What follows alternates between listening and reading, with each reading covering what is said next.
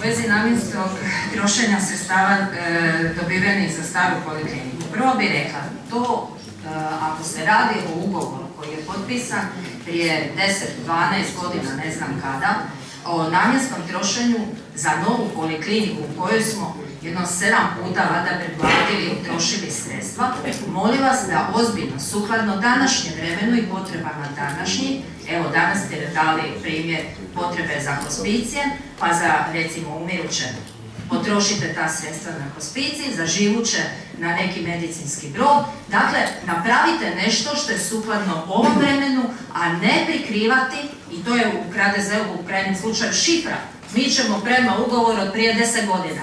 Pa, gledajte, za aglomeraciju, svaki ugovor kod vas što se tiče sadašnjih ponuda raste u nebo. 90 milijuna eura više, 90 milijuna kuna više, ovo ono, a svaka naša nekretnina pada vrijednost, to je valjda jedino na svijetu kod vas moguće da se nešto može u isto vrijeme na tržištu cijeniti više, ovisi ako se kupuje ili ako se prodaje, onda se prodaje u bescjenje.